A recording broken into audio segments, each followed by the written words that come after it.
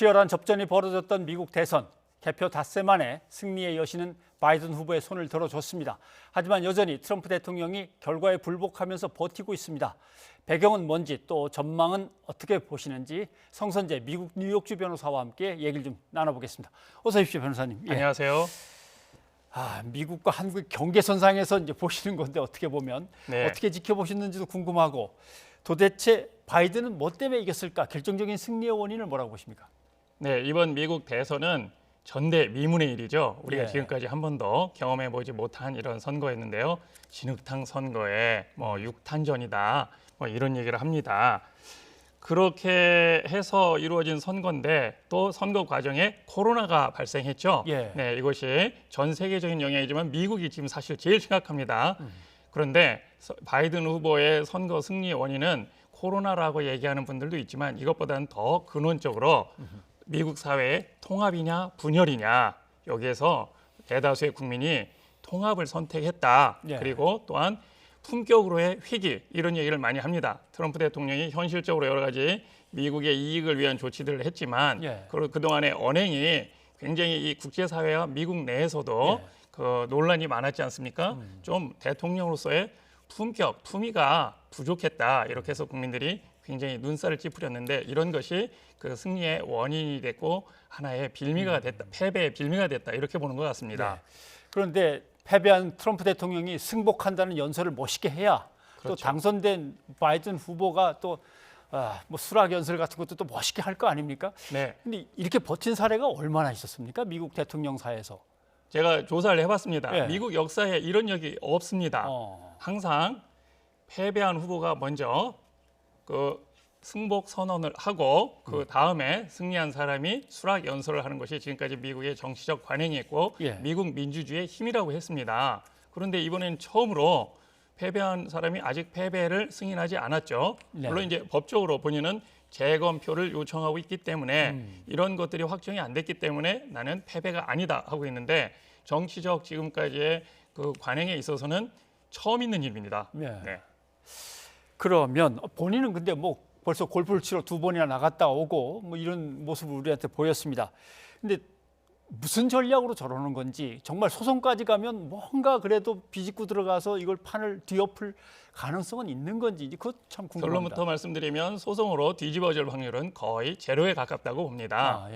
그러나 본인한테 이번에 조지 부시 전 대통령도 선거는 공정했고 결과는 분명하다. 그러나 트럼프 대통령에게도 재검표를 요구할 법적인 권리는 있다, 이렇게 말을 했지 않습니까? 거기서 얘기하는 것처럼 재검표에서 표수가 좀 이제 기존의 지금까지의 재검표들을 보면 약간씩 뭐 100표나 200표씩 차이가 나더라고요. 이런 경우에 자신이 주장하는 봐라, 내가 표를 도둑 맞았고 다시 카운트를 했더니 이렇게 먼저 본 것이 정확하지 않았다, 이렇게 주장을 함으로 인해서 나는 내 표들은 굉장히 그 지금 현재 민주당에게 유리하게 카운트가 됐다라고 하는 것을 주장하기 위해서 이제 소송을 할 것이고, 또한 정치적 그 변명을 내가 최선을 다해서 나는 열심히 해서 이겼는데 개표에 있어서 졌다, 이런 것을 주장하기 위해서 재검표를 요구하고 있는 것으로 그렇게 분석을 합니다. 공화당 내부에서도 또 가족 내에서도 이렇게 되면 승복선언을 해야 되는 거 아닌가, 이런 이제 의사타진을 하는 것 같기는 합니다만은 실제로 트럼프가 어떤 명분과 빌미를 조금 주면 알겠습니다, 승복선언 하죠, 이럴 가능성은 있는 겁니까? 전혀 없지는 않은 것 같고요. 이제 제일 중요한 것이 트럼프 미국도 대통령이 현직에 있는 경우에는 형사소추가 정지됩니다. 그래서 대통령 이전에 이미 트럼프 대통령이 대통령에게 형사상 그 탈세라든지 또 성추행 문제라든지 이런 소송이 있었습니다. 근데 대통령직에 있을 때는 하지 않았어요. 근데 대통령직에 있으면서 과거 것이 밝혀진 게 뭐냐면 러시아 스캔들이라든지 중국하고의 거래 관계에 있어서 또 탈세 문제, 이런 부분이 발생했습니다.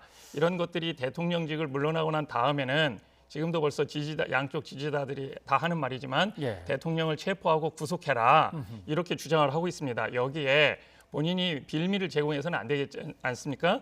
그러면 바이든 후보 측이 그거에 대해서 당근을 조금 유인책을 해주기를 바라는 거 아닌가, 이렇게도 보고 있는 것 같습니다.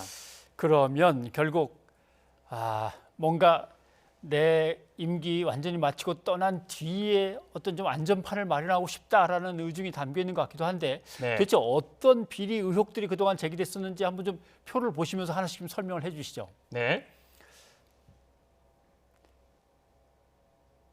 네, 처음에는 성추문이 있었고 네. 그걸 입막음을 하려고 뭘 줬다는 얘기인데. 예, 돈을 줬다는 얘기입니다. 예, 그거에 대해서 그 이제 사실관계를 밝히기 위해서 DNA를 요청했습니다. 그런데 이제 검사를, 현직 예. 대통령에 있기 때문에 DNA 제출을 지금까지 안 하고 있었습니다. 예. 그런데 이제 이것은 이제 민사 사건이기 때문에 만약에 대통령직을 물러나고 나면 형사 사건이 아니기 때문에 예. 뭐 이것은 보호받을 수 있는 게 하나도 없습니다. 그러면 이런 부분들까지 이제 다 밝혀질 수 있기 때문에 일단 이런 부분이 자기의 명예에 가장 큰 불명예가 될 수 있지 않습니까? 그렇죠. 예, 이런 부분들이 본인이 제일 고민하는 부분이라고 볼 수 있습니다. 그다음에 가족 기업 탈세 문제가 제일 크게 부각되는 것 같습니다. 탈세는 뭐 어마어마한 탈세로 지금 현재 밝혀지고 있잖아요. 예. 예, 지금까지 역대 대통령 후보들은 전부 다 납세 기록을 다 제출했었습니다. 근데 예. 트럼프 대통령만 납세 기록을 제출하지 않았는데 최근에 밝혀진 바에 의하면 일반 시민보다도 적은 세금을 낸 것으로 밝혀졌지 않습니까? 예. 그러면 과연 그동안 적자로 위장을 해서 정상적으로 내야 할 세금을 내지 않았단 말입니다. 예. 네, 이 부분에 대해서 이제 아시다시피 미국의 국세청 세무행정은 굉장히 강합니다. 예, 이런 부분이 이제는 더 이상 보호막이 없기 때문에 밝혀질 수 있기 때문에 이런 부분에 대해서 조금 더 예. 우려를 하고 있는 것 같습니다. 네. 뭐 보험사에 낼 때 서류가 다르고 세무서에 네. 낼 때 서류가 다르고 뭐 이런 얘기도 들었고요. 그런데 네. 그다음에 집안에서 상속 문제가 또 있습니까?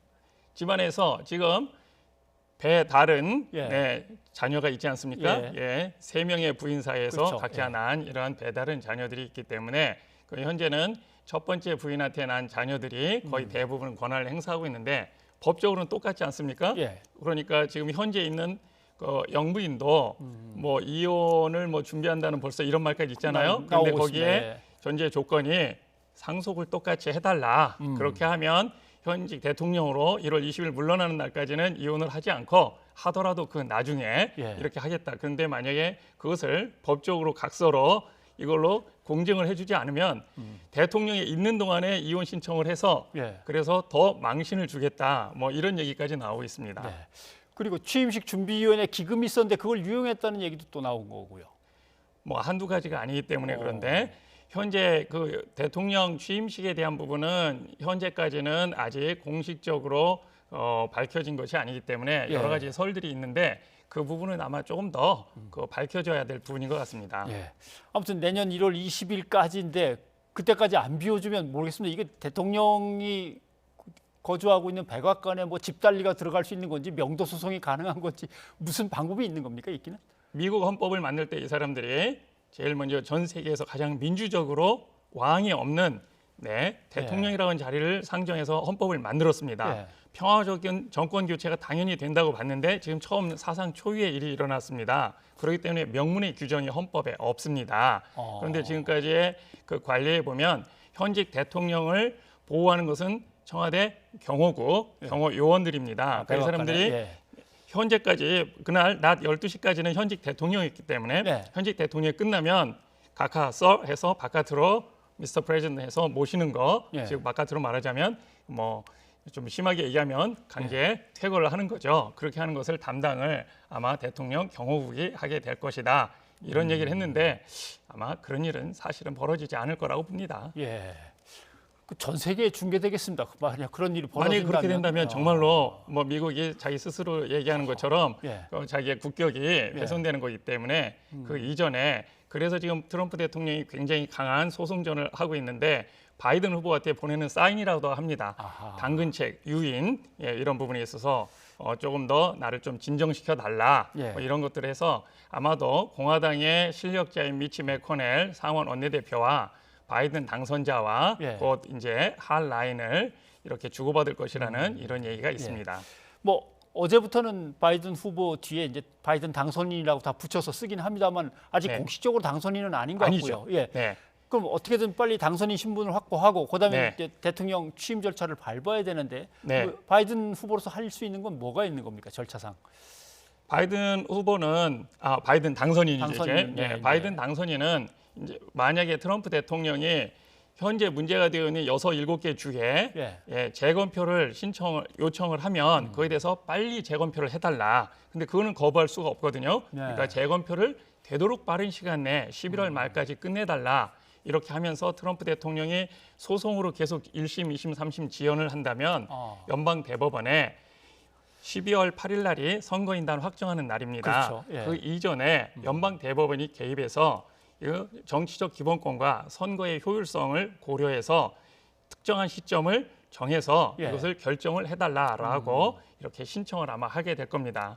그렇게 함으로 인해서 이것을 더 이상 확대되는 것을 한꺼번에 막는 이런 전략을 지금 쓰려고 하고 있고, 이건 이제 법적인 거고, 정무적으로는 좀 전에 말씀드린 것처럼 이제 공화당의 실력자 의원들한테 트럼프 대통령의 뒤에 그 안전에 대한 부분에 있어서 사법적인 처리라든지 이런 부분에 있어서 크게 걱정하지 않아도 좋다. 뭐 이런 것을 아마 시그널을 서로 주고받는 협상을 뭐 약간은 하지 않을까 이렇게 예상을 하고 있습니다. 또 그렇게 투트랙으로 가야 되겠군요. 네. 예, 알겠습니다. 송선재 변호사님 오늘 고맙습니다. 예, 감사합니다.